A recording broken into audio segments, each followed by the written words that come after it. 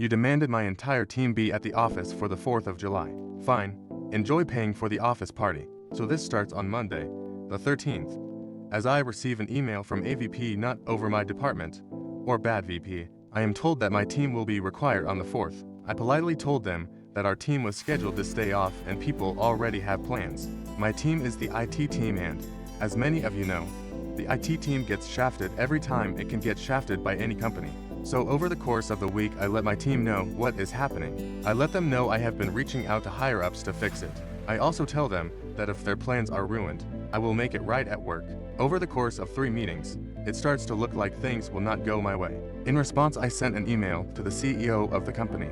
All of my higher-ups knew I was going to do this and said I should do this as he is very family-oriented and that he would not allow anyone to work on a national holiday. Well, he is on vacation in the Bahamas until the 6th, but his assistant informed me he would look at this after he gets back. Repeatedly slams head into desk.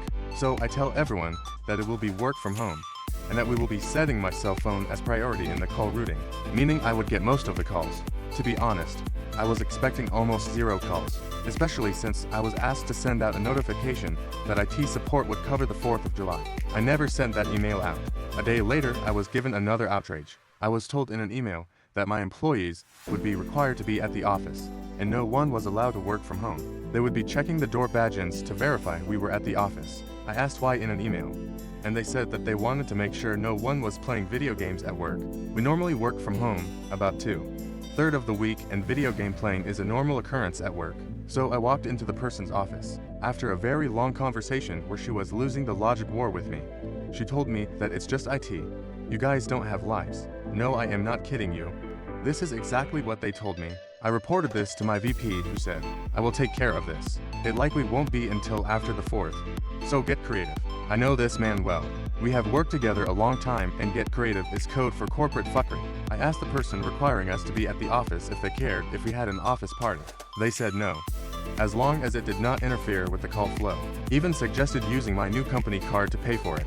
Go wild. Pro tip: never tell me to go wild. At this point, it was Tuesday the 21st. I let everyone know what's up, but that I have something planned. I asked who had things planned for that day.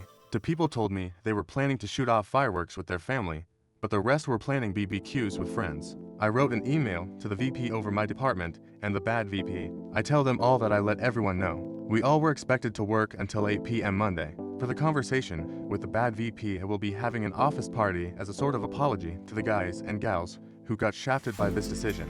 The bad VP replied again, thank you for your understanding. Also, yes, I would expect an office party if I had to work on the 4th of July as well. So go wild and enjoy your time. Use your new company credit card if you need to cover a few expenses. Also, I should not have to remind you, or anyone else, no fireworks or alcohol on company property. So now it is time to tell you about my office. A while back, the IT team was moved from the main corp office and into a smaller building by itself.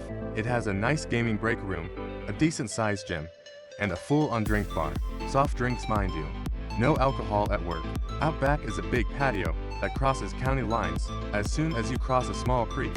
A creek that just so happens to have a footbridge over it, leading to an empty field. I started making phone calls. Monday, June the 25th. I called up everyone an hour early for a meeting that morning. I explained to them all that I will be making it right. I asked everyone to invite their friends and family to the office. No supplies will need to be brought by anyone. I tell them all that this will be non-alcoholic, but that I will be planning something for everyone. I told them to expect all food to be provided and they don't need to bring anything, unless they want to bring some fireworks, i.e. they won't have to spend a dime. The 4th came, and the entire day, we did absolutely no work. No tickets. No calls came in. Well, 7 calls did come in, but from the same person. The bad VP. She was calling to make sure we were manning the phones. All of us were playing video games or watching movies. 6 p.m. rolled around and everyone was told that the food was ready. People were expecting hot dogs, hamburgers, maybe a bratwurst or 2. What they got was a full-on BBQ feast with pizza and other foods. There was smoked brisket, spare ribs, smoked sausage, smoked turkey, both kinds of tater salad, coleslaw, green beans with bacon and onion, potatoes au gratin, pizza from 2 different places, excellent hamburgers, and bratwurst hot dogs. On the dessert side was cake, very good cookies, for different kinds of pies, and about 2 pounds of fudge. Families and friends started showing up at around 6 to 6:15-ish. Some brought alcohol, but I told them they would need to leave that in their cars, as I was not that crazy. Some were not too happy about that, but agreed as it was a free dinner for random strangers. So, let me set the scene for you. I am out there, with all calls routed to my cell phone. And everyone is just having a good time. We have a ton of people there just enjoying the fun night, chatting about random stuff, eating the food, and occasionally lighting off some sparklers or throwing firecrackers into the stream. It's not stocked and only 1 foot deep.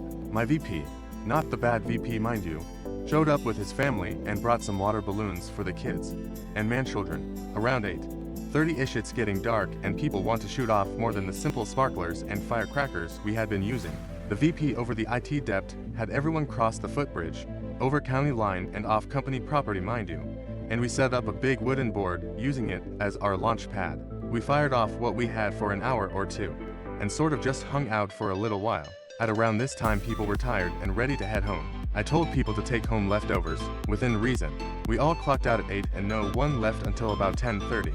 The bad VP did call once more while we were out back at the party. It was 7:50 and she called asking for a status update. My exact words were, "Well, you were the only one to call us today. The rest of us are on the back patio enjoying the 4th of July shindig." She simply acted like my boss and said as long as no alcohol or fireworks are on company property, I do not care. We ate roughly half of the food catered.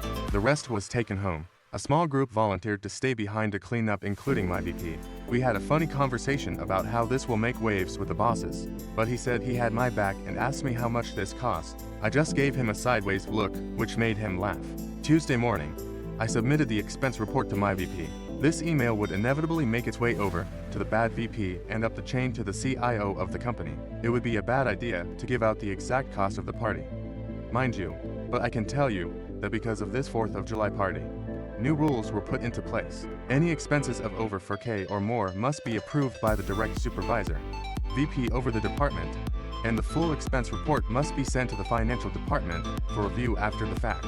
Hint, the party cost over 6K. The BBQ was the most expensive part. I did not order from a low or mid-tier place. The place one ordered from has consistently been on the top 10 in the DFW listing for the last 30 years. I ate at that place so much I made friends with the owner. The best BBQ I have ever had. The pies and cakes were custom made by a bakery, and the cookies were made by a boutique cookie place. I had 10 to 12 packs of Coke, Coke Zero, DP, DP Zero, Pepsi. I bought 5 pepperoni, 5 sausage, 5 cheese, the Hawaiian, and 3 cheeseburger pizzas from one place, and nearly the same number from another place. Excluding the cheeseburger ones, I subbed out those for a different specialty pizza from the other place. The burgers were from an excellent burger place that did catering. I know that owner well. He brought his kids for the night of fun after he heard what was going to be happening. He was also the one who brought the bratwurst dogs, as he recently added those to his menu. This was the most expensive office party in the history of the company. The only things more expensive than this were some business meetings that the CEO rented private rooms and high-end restaurants for. As for the CEO, he was outraged. Not at the cost of the party, mind you. He knew that the party would not have been necessary if people had been allowed to go home. He was outraged that IT was the only group required to work on that day. When I submitted the logs showing how we received no real phone calls, no service requests, and that we basically watched movies, played video games during our shift, he had heard enough. He apparently sent out a scathing email about work-life balance and the importance of our holidays to every upper management. It was kind of funny as people wanted me to get in trouble for what I did. But the reality is other departments have done similar things in the past, just not on the scale that IT did. The bad VP was admonished quite effectively and sent me an apology email. I forwarded it to the team with a strong hint to not reply. Then my VP let the CIO and the CEO know about what the bad VP said. You guys don't have lives. The bad VP did actually confirm she said it in a meeting with her EVP. It did not go over well. I have never heard people yelling in an office meeting like that before. The CEO of the company came to our office and yelled at her. Not sure if she was fired, but she is not at work today. In Active Directory does not have the down arrow of death, so not 100% what happened to her. I know she lost whatever clout she had at this company with her attitude. If anything more happens, I will update. But so far it looks like the fallout from this is that I caused a new rule to be put in place about how much you are allowed to spend at one time. The bad VP may or may not be let go, forced to resign. I know she got yelled at. Strangely, there is now no longer any pushback for my bid to get everyone back to working from home. Edit. Please stop asking me where the restaurants are. I'm not doxing myself.